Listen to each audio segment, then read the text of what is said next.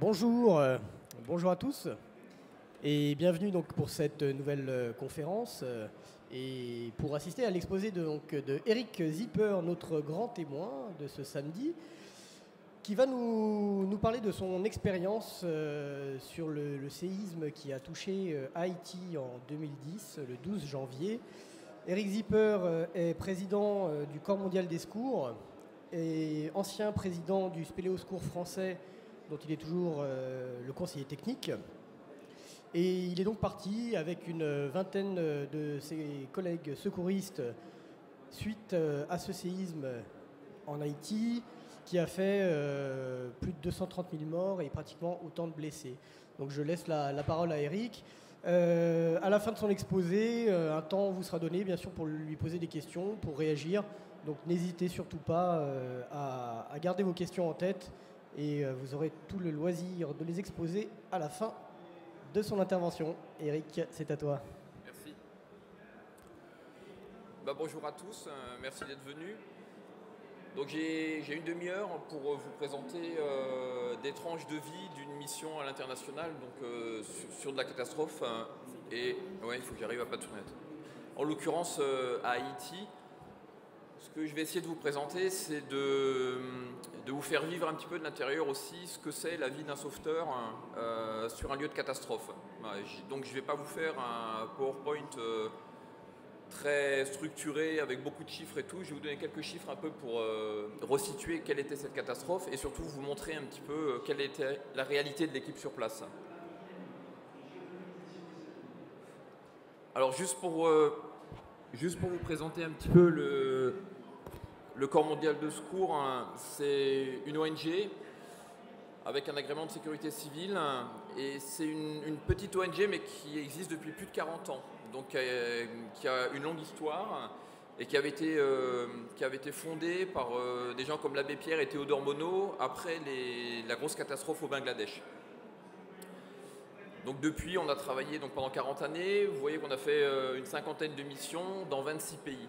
On a une vraie vocation à l'international, beaucoup plus qu'en France, parce qu'on n'est pas formaté pour ça. Puis heureusement aussi, en France, on n'est quand même pas un terrain où il y a énormément de grosses catastrophes.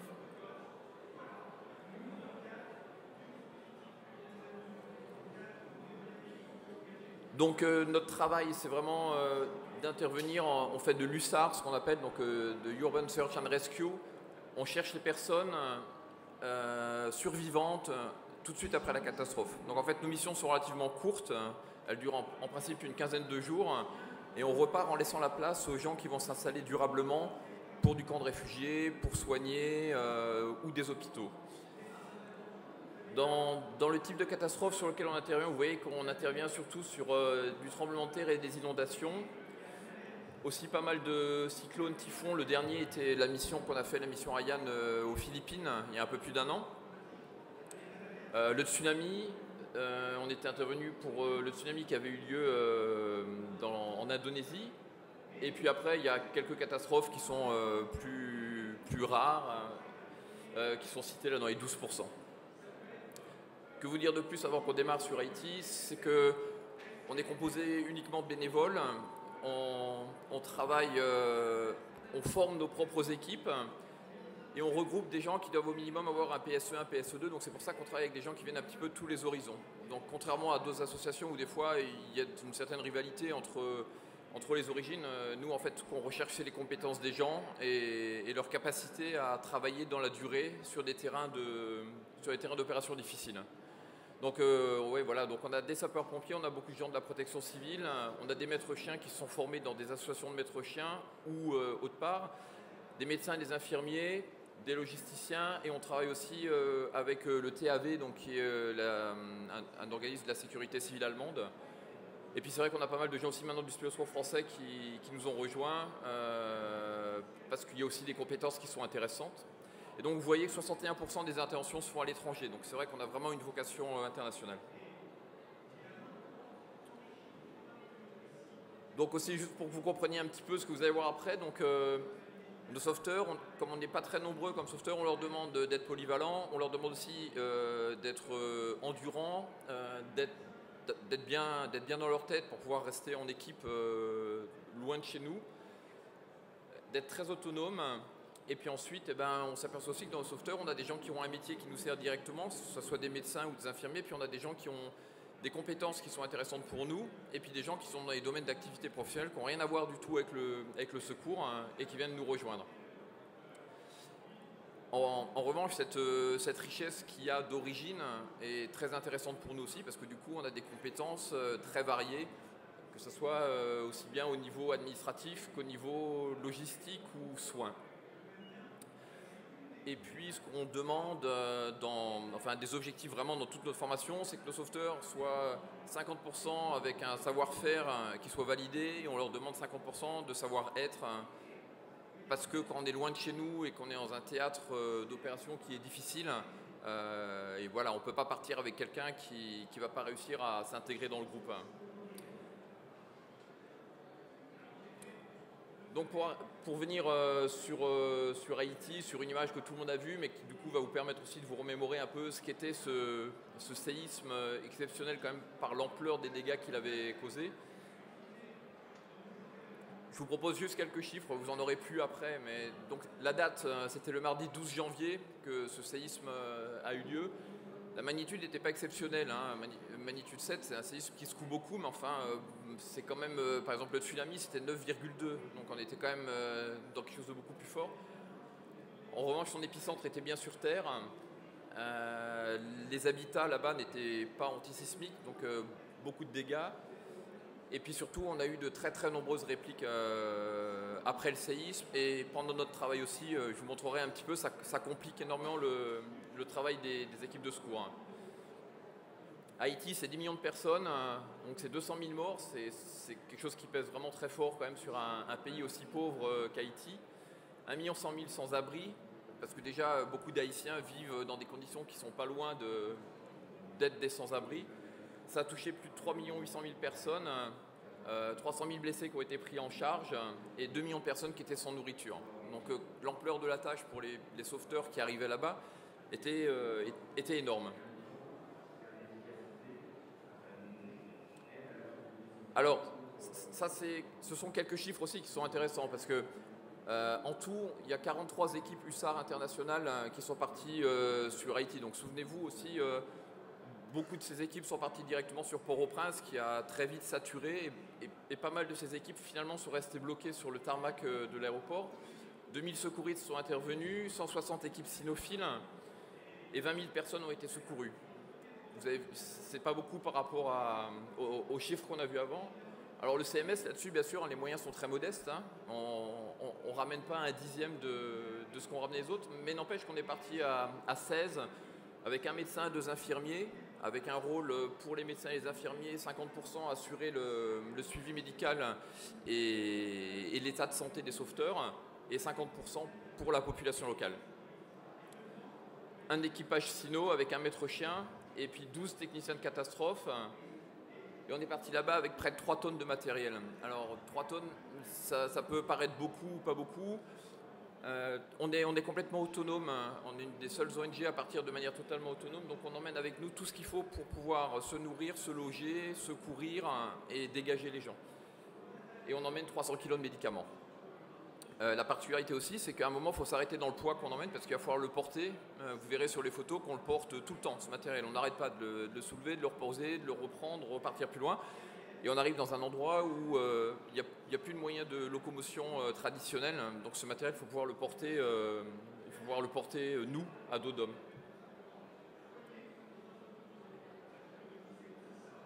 Donc, ce que j'ai fait, c'est que je vous ai regroupé quelques photos un peu par thème, et puis je vous expliquais quand même un petit peu les difficultés ou ce qu'on a pu partager en émotion et en travail. Donc là, pour vous donner une idée, voilà à quoi ressemble du matériel d'une équipe hussard qui part à l'étranger. Donc vous voyez bien, c'est pas palettisé, c'est pas rangé dans des caisses très grosses et très lourdes, parce qu'il faut qu'on soit capable de tout porter. Et quand je vais vous montrer après ce qu'on a utilisé comme moyen de transport pour se rendre à Jacmel, vous comprendrez que c'était cette manière que c'est le plus adapté. En revanche, il ne faut pas qu'on le lâche des yeux, on le stocke. Donc les photos qui sont là, il y en a une qui est faite à Paris, et il y en a l'autre qui est faite à l'aéroport de Saint-Domingue. Et notre gros travail, tant qu'on n'est pas arrivé sur les lieux, ça va être de veiller à conserver notre matériel. Alors ça aussi, c'est une photo que j'aime bien, parce qu'on nous explique toujours qu'il y a des tas d'organismes internationaux qui gèrent la crise à travers le monde et qui accueillent les équipes arrivées sur place. Donc là, c'est notre arrivée à Saint-Domingue, donc il est 23 h heure locale, et on est devant le bureau de l'ONU, de l'INSARAG, qui attend les sauveteurs à l'aéroport de Saint-Domingue. Donc en fait, aucun accueil, il y a juste un morceau de carton où il y a un certain nombre de numéros de téléphone, dont la plupart sont numéros de téléphone de l'armée américaine, qui sera notre premier contact pour nous donner des images et nous expliquer comment on va pouvoir se rendre à Jacmel en partant de Saint-Domingue.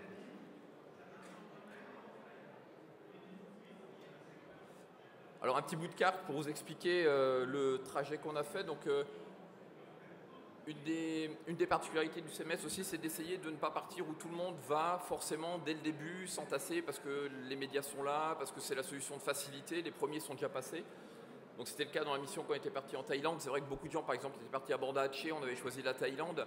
Quand on est parti à Haïti, tout le monde est parti sur Port-au-Prince. Il y avait d'énormes besoins à Jacmel, donc il y a une petite ville à peu près à 80 km au sud, qui était isolée du monde, qui était plus accessible, il n'y avait aucune route qui y menait, et où 50% de la ville était détruite.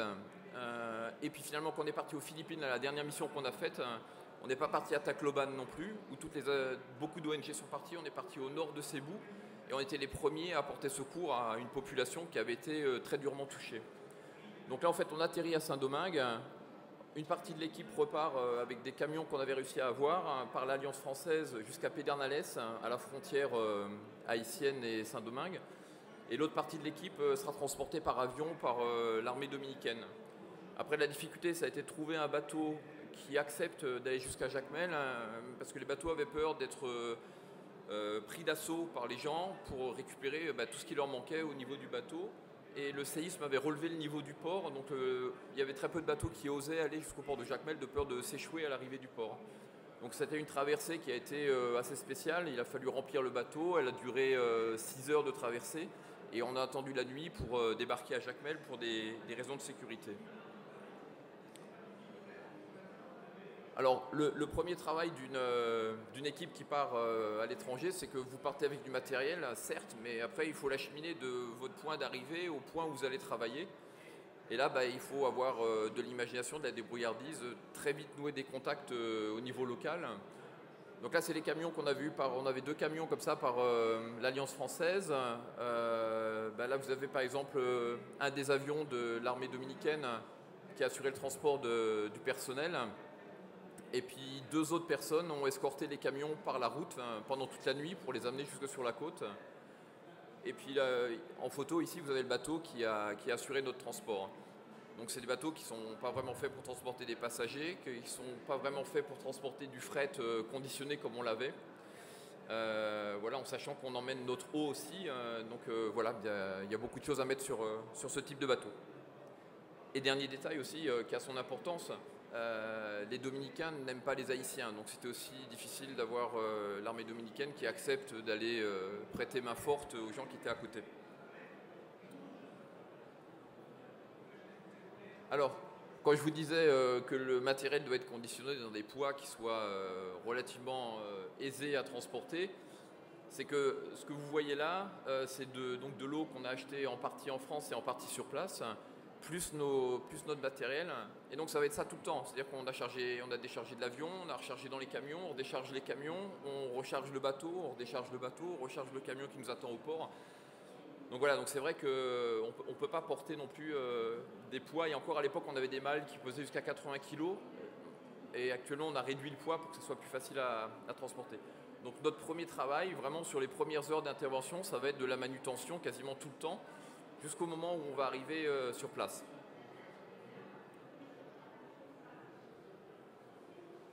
Et puis ensuite, il y a tout ce qu'on projette pendant ce voyage qui dure longtemps, qui dure des fois 2 jours pour arriver sur place. Et puis après, il y a la prise de contact avec la réalité qui nous attend. Donc là, par exemple, une des priorités, c'est d'assurer la sécurité de l'équipe qu'on emmène sur place. Donc la sécurité est toujours très dure à assurer dans des pays qui sont souvent pauvres, entièrement dévastés, où les gens ont faim, Vous arrivez avec du matériel qui peut leur servir, avec de la nourriture dont ils ont besoin et de l'eau.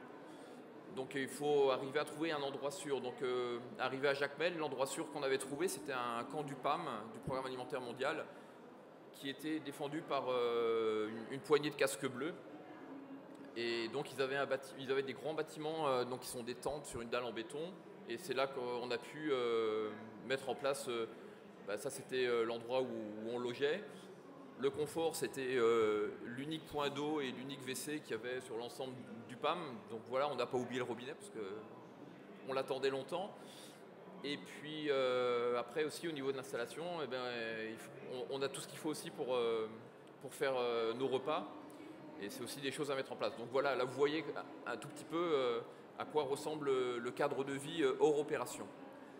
Ce qu'il faut aussi bien comprendre, c'est que sur un tremblement de terre, la vie de la mission est aussi compliquée par quelque chose, c'est que les répliques ne s'arrêtent pas. Autant quand vous intervenez après un typhon, le typhon étant passé, vous êtes dans une accalmie qui permet de se reposer correctement. Là, en fait, l'accalmie n'existait pas. La terre continuait de trembler, et puis l'ambiance était vraiment celle d'une ville en ruine. Excusez-moi. Donc on est arrivé le soir, on a découvert cette ville dans la lueur des phares, hein, donc on n'a pas vraiment compris tout de suite l'ampleur des dégâts. Et le lendemain matin, donc, on est parti en camion le plus loin possible. Et là, on a commencé à découvrir les quartiers et l'état des quartiers. Alors, le séisme y est pour beaucoup, la qualité du béton y est aussi pour beaucoup. Hein. C'est du béton de mauvaise qualité parce que les gens sont pauvres. Hein. Et puis c'est aussi du béton qui est fabriqué avec de l'eau de mer hein, et qui donc du coup se dégrade très vite ensuite avec le temps. Donc voilà, c'est des maisons qui font toutes entre 3 et 4 étages, notamment les deux qui sont là-bas. Et puis c'est votre premier chantier sur lequel vous arrivez, c'est votre prise de contact avec la réalité.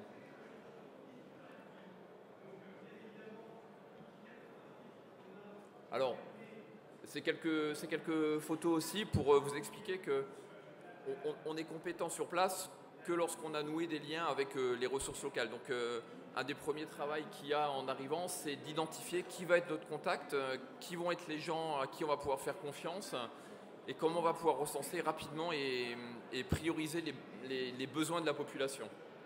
Donc là, on a eu de la chance.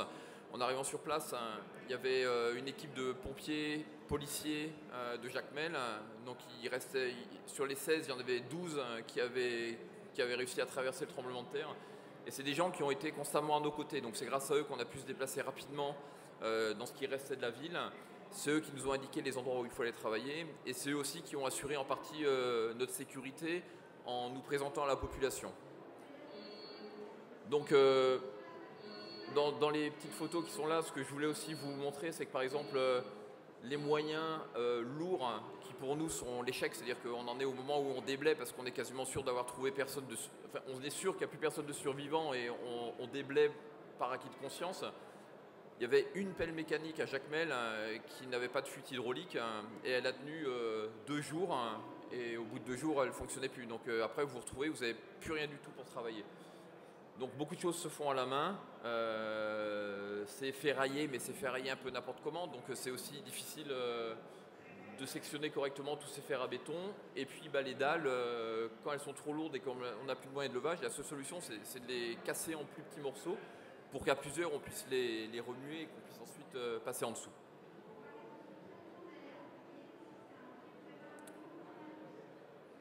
Alors nos sauveteurs, c'est aussi pour ça qu'on les forme sur 2 fois 10 jours au minimum avant qu'ils partent et que ce sont déjà des gens qui ont souvent une expérience du secourisme.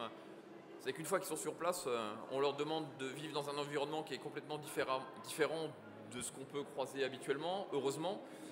On leur demande de partir, alors c'est pas de chance, mais la plupart des missions, je ne sais pas pourquoi, mais elles ont lieu en plein hiver chez nous. Mais donc vous débarquez dans un pays où la température est de 40 degrés. Et puis on vous demande de faire du travail qui est vraiment fatigant et en plus qui demande une bonne dose de sang-froid et de courage, surtout quand vous êtes obligé de vous engager dans les maisons effondrées alors que les répliques ont toujours lieu. Voilà, donc c'est quand même... ça demande un peu d'abnégation. Voilà, donc ça c'était dans les toutes premières maisons où on a travaillé. Et puis celle en bas, c'est celle dans laquelle on a découvert, vous la verrez après, Elisabeth, un enfant qu'on a dégagé le premier jour où on est intervenu. Alors un des facteurs aussi qui est à prendre en compte, vous vous doutez bien, c'est le stress des sauveteurs. Ils ont beau être aguerris, on a beau être en équipe, être bien soudés. La chaleur, la fatigue, l'absence de possibilité de se mettre en retrait pour reprendre son souffle, se reposer vraiment, est quelque chose qui complique vraiment la tâche des sauveteurs. Donc dans les photos que je vous montre un petit peu, c'est pour vous montrer aussi que les locaux sont fortement impactés, alors même que quand on arrive, on est plutôt une lueur d'espoir pour eux, on leur redonne le moral, et puis finalement après on travaille ensemble et ils sont aussi impactés par le stress. La photo en haut, là, c'est Dusty et Xav, qui donc est le chien qui avait retrouvé cette petite fille. Après, ce chien, il est formé pour retrouver des vivants. Un manque de chance, c'est vrai que sur Haïti, on aura retrouvé après cette petite fille que des corps. Et donc, même le chien était complètement démoralisé le soir et on était forcé de le faire jouer pour lui faire retrouver quelqu'un de vivant pour qu'il accepte le lendemain de repartir de nouveau faire son travail correctement.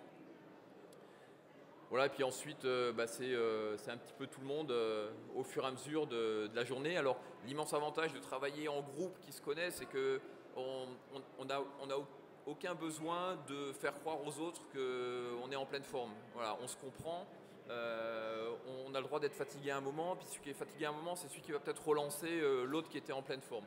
Donc c'est vraiment un travail d'équipe, de relais, qui nous permet d'être efficace sur de longues durées.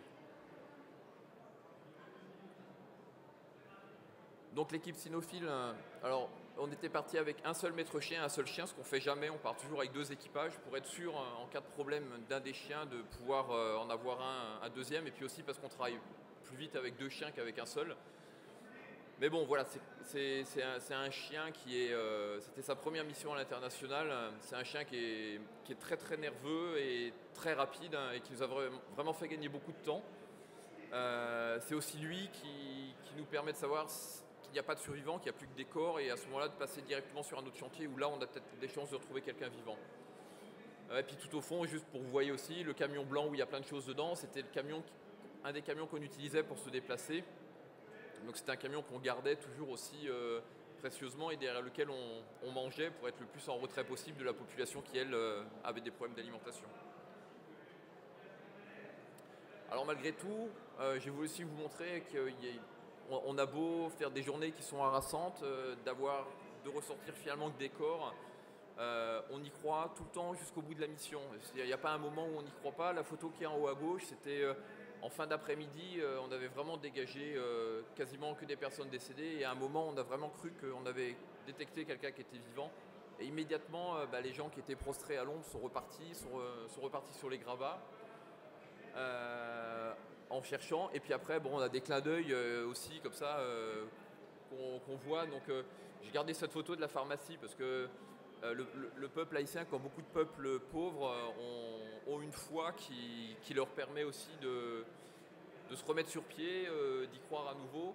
Et on a été très sensible notamment par le nombre de gens qui ont prié pour nous le temps qu'on était là-bas, ou qui nous ont donné des images pieuses qu'ils conservaient chez eux pour nous porter chance pendant qu'on était sur Jacmel.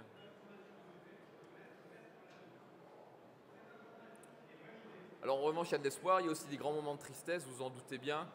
Donc les moments de tristesse, c'est effectivement quand on annonce à des survivants que le reste de la famille n'a pas survécu au tremblement de terre. C'est le cas aussi quand on creuse devant la famille qui est survivante, qui est réunie autour de sa maison et qui espère qu'on va pouvoir, à défaut de leur ramener de quelqu'un vivant, au moins leur extraire le corps des personnes qui sont décédées, et c'est pas toujours possible. Et puis après, c'est aussi la tristesse après coup qu'il peut y avoir, où là on a perdu un des pompiers qui avait travaillé avec nous et qui était vraiment très proche de l'équipe, et qui finalement est mort assassiné par des trafiquants de drogue haïtiens 3 mois après et brûlé vif. Donc voilà, donc il y a aussi, même au retour, un sentiment parfois de tristesse et d'injustice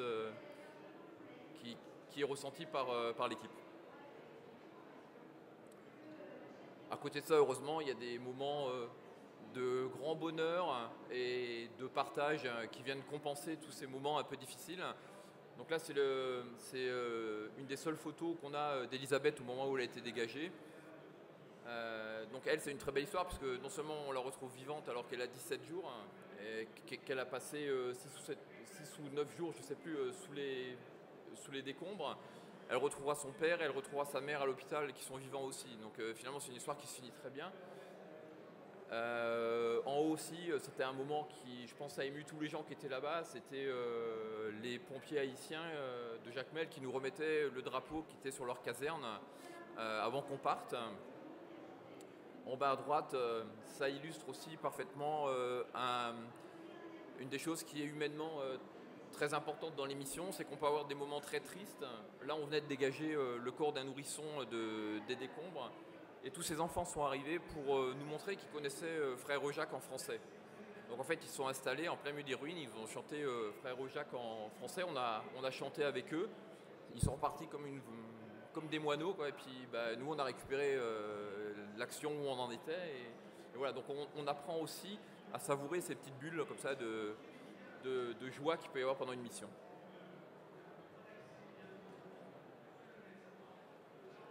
Alors, tout ça se fait au milieu d'une population qui est très curieuse, qui veut récupérer des objets qui sont dans leur maison.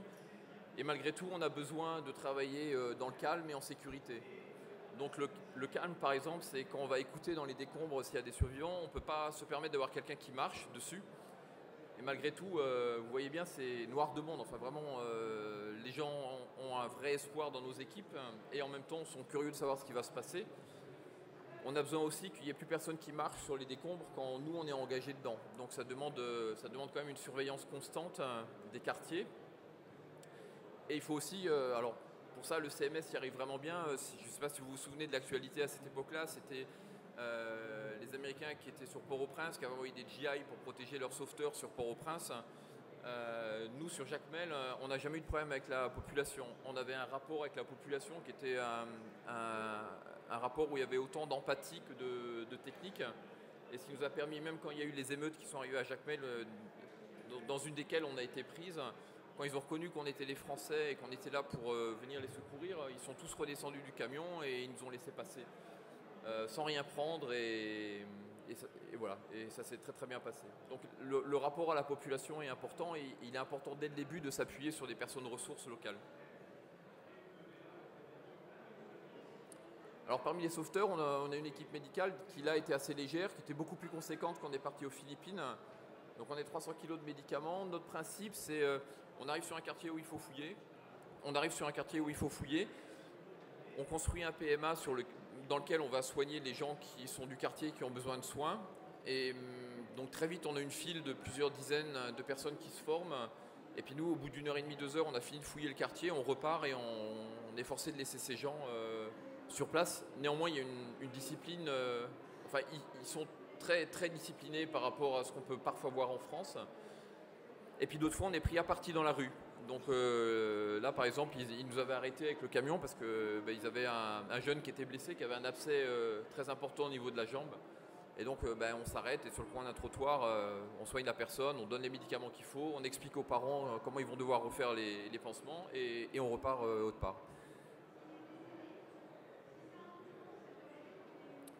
Donc là, sur l'importance de l'équipe, il y a donc une photo là qui illustre bien, c'était le dernier soir où on était là-bas, donc le travail en commun avec les pompiers haïtiens qui étaient avec nous. La remise du drapeau français au patron des pompiers de Jacmel. Alors l'équipe, c'est toute l'équipe, mais on travaille aussi en binôme. Donc c'est aussi la relation qui s'établit entre ces deux personnes-là, c'est-à-dire que chaque fois l'un surveille l'autre. Donc c'est aussi un moyen de tenir et d'être efficace. Et puis après, un des éléments qui était aussi super important sur cette mission, c'était le rapport que toute l'équipe avait autour de Dusty, le chien, qui finalement était un élément de gestion du stress assez amusant parce qu'il fallait le faire jouer le soir, il fallait s'en occuper. Et finalement, c'était un moyen aussi de changer un peu de rythme et d'histoire.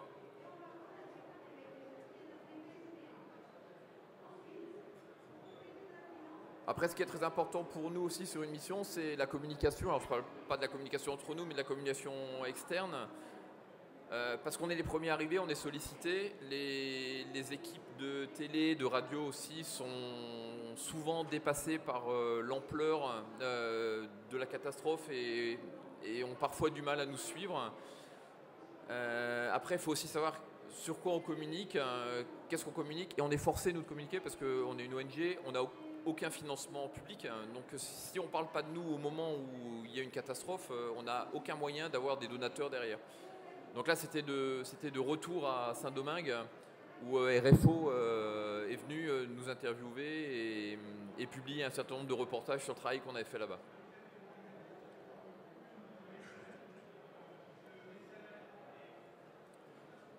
Alors ça aussi c'est des photos que j'aime bien montrer. Souvent on a l'impression quand on regarde ces photos là on se dit ouais mais finalement ils sont souvent en train de se reposer et pas souvent en train de travailler. C'est notre règle de base pour durer sur plusieurs jours de mission, c'est dès qu'on a un quart d'heure on se couche et on essaye de dormir. Donc les zones d'ombre étaient quand même relativement rares sur Haïti. Donc c'est vrai qu'on arrivait à trouver un endroit qui était un tout petit peu à l'ombre, où il faisait un tout petit peu moins chaud, et qu'on était relayé par une autre équipe, et ben on en profitait pour dormir, même si c'était qu'une demi-heure ou qu'une heure, mais pour essayer de récupérer. Voilà, même contre un pare-choc, même entre deux chantiers, voilà, ça permet de vite récupérer. Alors après ça c'est deux photos un peu clin d'œil. C'est le retour à l'aéroport de Saint-Domingue. Alors bon, vous allez dans un aéroport, ça vous semble quand même assez spartiate comme enfin, il n'y a pas de salle de bain et tout, mais nous d'avoir retrouvé un lavabo où on pouvait se laver correctement, se laver les cheveux, remanger du chaud assis sur une chaise, même si elle était en plastique. Voilà, bah ouais, c'était des vrais bonheurs de pouvoir retrouver un petit peu tout ça.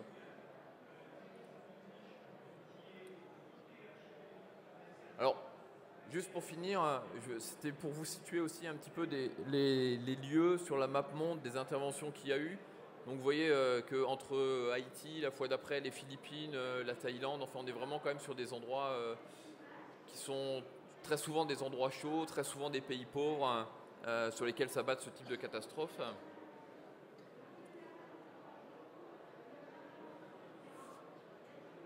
Alors, dans ce qu'on doit faire pour arriver à remplir ce type de mission, c'est qu'on a vraiment des formations qui sont très rigoureuses, qui sont basées sur des référentiels qu'on suit à la lettre, mais qu'on remet aussi constamment au goût du jour. On a des équipes de secours qu'on forme qui sont les plus compétentes possibles et surtout qui sont le plus soudées possible pour être efficaces. On développe des partenariats aussi aussi bien pour avoir des moyens matériels que des moyens financiers ou même des moyens de connaissances et de compétences. On agit immédiatement et on part toujours dans un pays qu'une fois qu'on a trouvé un chantier. On ne part jamais dans un pays à l'aveuglette en se disant bon, on verra bien ce qu'on va trouver sur place. On a des contacts avant d'arriver et on a toujours une demande du pays qui nous demande de venir. Donc c'est vraiment, on n'est jamais parti pour ne rien faire, on est toujours parti avec un lieu de chute et des correspondants. Et puis on assure donc le support logistique aussi. Depuis la France, on a un gros travail de base arrière. On doit aussi communiquer au niveau des familles, on doit communiquer au niveau des employeurs et on doit communiquer au niveau des médias. Donc on a aussi il y a les gens qui partent et il y a à peu près le même nombre de personnes qui continuent à travailler en France pour que la mission puisse se reproduire la prochaine fois.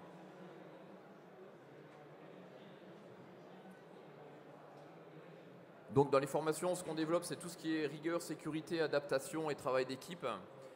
Ce qu'il faut surtout bien comprendre, c'est que par rapport à n'importe quel autre type de formation, quand on part, on est, par exemple là qu'on est parti à Haïti, il faut compter 2 jours et demi pour rentrer le plus vite possible à Paris depuis l'endroit où on était. Quand on était aux Philippines, il fallait 3 jours pour arriver à être rapatrié.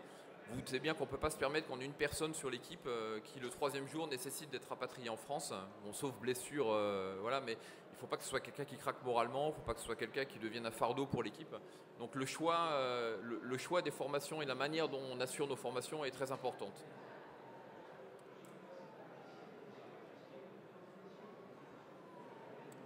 Donc à nos sauveteurs, c'est ce que je vous disais au début, on leur demande compétence, polyvalence, rigueur. Ça, c'est une photo qui n'a pas été prise à Haïti, mais qui a été prise aux Philippines. Aux Philippines, c'était vraiment très symptomatique. On avait des gens qui partaient dans une équipe qui allait faire du tronçonnage pour dégager un village et les voies d'accès. Ils revenaient et ils faisaient du PMA, du poste médical avancé. Ils aidaient les médecins, ils aidaient les infirmiers, on faisait du tri dans la population.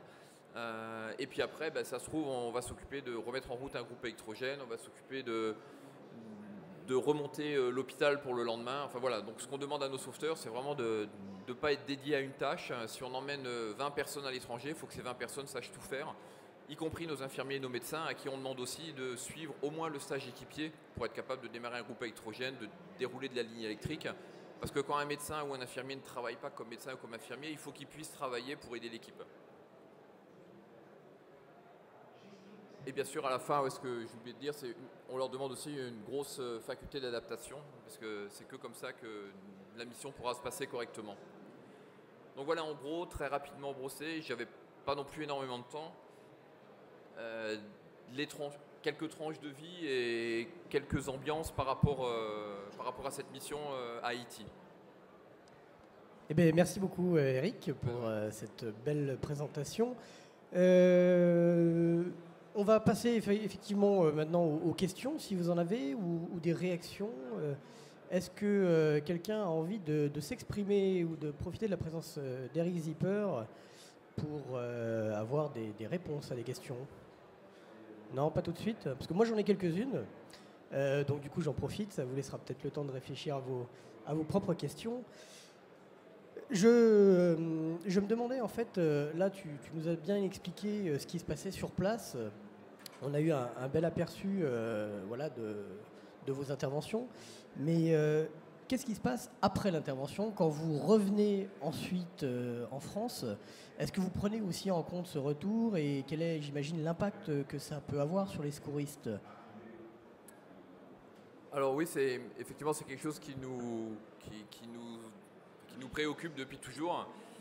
C'est d'arriver à gérer ce retour de mission correctement pour tous les sauveteurs avec une première difficulté, c'est que personne n'habite au même endroit. Donc on a vraiment des gens qui habitent partout en France. Une fois qu'on est rentré, qu'on a quitté l'aéroport, que chacun est remonté dans sa voiture ou dans son train, on sait qu'on ne pourra pas se revoir 3 jours après pour débriefer de ce qui s'est passé là-bas. Donc pour ça, on anticipe ce retour au maximum. On a la chance que ces missions se passent loin, donc on a toujours aussi un temps d'attente au niveau des aéroports. À Saint-Domingue, on a attendu 24 heures avant de rentrer. Le retour des Philippines, ça nous a pris 2 jours et demi. Donc on a le temps dans l'avion, à tous ces endroits-là, d'échanger. Et surtout, tous les soirs, on échange quand on est sur place en mission. Donc en fait, on démarre sur du débriefing technique. Et puis on finit sur du débriefing qui, très vite, n'est plus du tout technique, mais où chacun peut s'exprimer, peut exprimer ses peurs, peut exprimer ses doutes. Sans être jugé par le groupe, c'est aussi l'avantage d'avoir un groupe qui soit très soudé. Et puis pour répondre au dernier point de votre question, ce qu'on explique bien aussi aux sauveteurs, c'est qu'on l'explique au départ, avant de prendre l'avion, on leur explique que voilà, ils ont une vie qui est leur vie de tous les jours. On va partir, ils vont vivre 15 jours qui vont être exceptionnels et totalement hors normes. Mais il faut qu'ils comprennent qu'au moment où ils montent dans l'avion, il y a un moment où il faudra fermer la parenthèse, c'est quand ils remonteront dans l'avion en partant. Et reprendre en compte la réalité, c'est-à-dire ce que je donne souvent comme exemple, c'est l'herbe qui n'a pas été tondue pendant 15 jours. Je veux dire, votre femme, quand vous rentrez, ça va, quoi. Au bout d'une demi-journée, elle est toujours restée sur la même ligne de valeur, elle n'a pas vécu ce que vous avez vécu. Le gamin, il a ramené un bulletin qui est absolument pas normal. Personne ne comprendrait que vous le remettiez, enfin, que vous ne lui disiez pas de mieux travailler. Donc c'est important à ça de s'y préparer en se disant que les valeurs qu'on avait avant, on va retrouver exactement les mêmes en rentrant et qu'il faudra les prendre en considération et faire un effort pour être raccord avec ça. Voilà. Sinon, on devient, je pense, rapidement très ennuyeux en rentrant. Et puis la vie devient très difficile parce qu'on ne comprend pas pourquoi les gens ne sont plus du tout en phase avec nous, alors que c'est nous qui sommes décalés par rapport à eux. Et tu nous expliquais aussi tout à l'heure que donc, le choix des secouristes au départ est très important, qu'il y avait 50% de savoir-faire et 50% de savoir-être. Comment est-ce qu'on arrive à jauger ce savoir-être? Parce que le savoir-faire, bon, c'est du technique, à la rigueur, on connaît, ils ont des formations. Mais le savoir-être, c'est lors de vos formations qu'on arrive à identifier un peu Alors effectivement, c'est vrai que le savoir-faire, c'est très facile. C'est juste savoir est-ce qu'il sait reconnaître une poulie, est-ce qu'il sait mettre une tyrolienne en place, est-ce qu'il fait un relevage correct. Donc on met des croix dans des cases. Et en fait, on fait exactement pareil pour le savoir-être. On fait des formations qui durent entre 9 et 10 jours. On est sur le terrain, on les fait travailler dans des conditions et on les loge dans des conditions qui sont on ne peut pas dire le plus proche de ce qu'ils vont vivre en mission, mais pas loin. Ils dorment sous tente et on travaille la nuit, on travaille la journée, on alterne les cours et les mises en situation. Et ben, quand on vit 9 jours en vase clos avec des personnes, on arrive à juger leur savoir-être. Alors on a des gens qui nous quittent pendant le stage et puis on a des gens qu'on ne valide pas à la fin du stage et on a des gens à qui on demande de revenir parce qu'en 10 jours on n'a pas réussi à être vraiment sûr qu'on est capable de les emmener très loin sur des choses difficiles. Et du coup, est-ce qu'il y a justement des profils types que vous recherchez? Est-ce qu'il y a... Alors, on a vu les différentes professions qui pouvaient accompagner ces secouristes, mais est-ce qu'il y a quand même des fois des profils types qui sont plus intéressants que d'autres? Alors des profils types, c'est difficile à dire. On a essayé d'y réfléchir. Ce qu'on a plutôt dégagé, c'est des profils types des gens qui ne doivent pas rentrer chez nous. Alors ça paraît un peu abrupt de le dire comme ça, mais par exemple au retour des Philippines, on a eu plus de 460 personnes qui sont portées volontaires pour rentrer au CMS. Et en fait, on s'aperçoit là-dedans qu'il y a beaucoup de gens qui cherchent pas la bonne chose, quoi. C'est des gens qui ont besoin de se prouver des choses, c'est des gens qui ont envie d'avoir une carte de visite internationale. Ou qui s'imaginent qu'on peut partir. On a beaucoup de gens qui étaient très surpris d'apprendre qu'il fallait faire 20 jours de stage étalés sur 2 ans pour pouvoir intégrer les équipes et partir à l'étranger. Donc en fait, je dirais qu'il faut que ce soit des gens qui, dans les qualités de tous nos sauveteurs, c'est qu'il y a vraiment de l'humilité. C'est des gens qui ne le font pas pour se prouver quelque chose à eux ou aux autres. C'est des gens qui sont prêts à se former, et puis c'est des gens souvent qui sont déjà bien stabilisés au niveau de leur vie professionnelle et de leur vie privée. Alors justement, au niveau de la vie professionnelle, parce que vous partez, vous ne savez pas quand vous allez partir, hein, ça dépend effectivement des événements.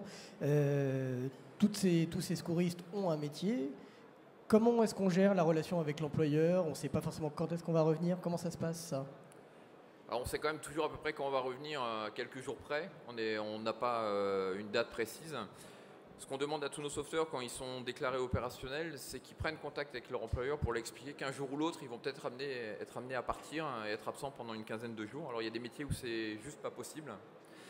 Il y a des métiers où c'est possible, mais on a besoin d'écrire à l'employeur, on a besoin de le convaincre en lui disant que ça va se passer une fois tous les ans, une fois tous les 2 ans. Voilà, ils ne vont pas être partis tous les mois, 15 jours. Et puis après, il y a des employeurs qui jouent très bien le jeu. Il y en a même qui maintiennent le salaire en disant voilà, c'est le rapport à la cause, quoi. Donc c'est très très varié.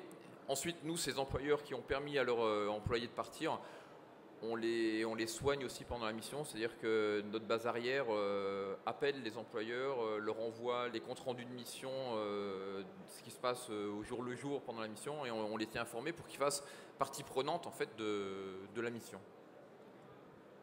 Mais merci. Est-ce que ça a suscité d'autres questions non, dans le public? Non, vous ne gagnerez donc pas le prix du meilleur public. Si, voilà. Est-ce qu'on peut avoir un micro dans la salle?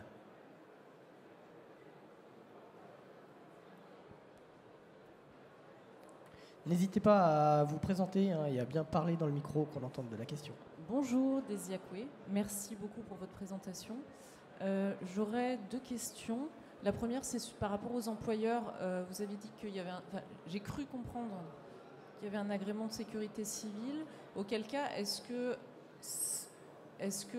le volontaire, j'allais dire, ne passe pas sous le coup de volontaire de réserve de sécurité civile, auquel cas il pourrait avoir 15 jours sur son accordé par l'employeur. Et ma deuxième question, qui est beaucoup plus générale, c'est comment ça se passe dans ce genre de mission, je veux dire, qui vous affecte sur quelle région? Comment se passe la demande au début? Est-ce que le pays fait passer une demande à l'ONU? Vous parliez d'une SARA qui redescend à l'Union européenne et qui redescend à la France, et après c'est l'ONU qui vous affecte une région? Enfin, comment ça se passe? Merci. Alors pour votre première question, l'employeur a depuis quelques années un certain nombre de possibilités devant lui. Soit la personne prend des congés payés parce qu'il peut partir, soit lui maintient son salaire, soit effectivement il y a une décision légale qui permet, en maintenant le salaire, de le déduire comme un don aux associations. Nous, notre statut, malgré l'agrément, on reste une ONG. Donc c'est la transition vers la deuxième partie de votre question. On fait une veille opérationnelle constamment sur des tas de réseaux hors réseau officiel. C'est vrai que maintenant les réseaux sociaux permettent quand même d'avoir des informations très rapidement si on a mis les bons capteurs aux bons endroits.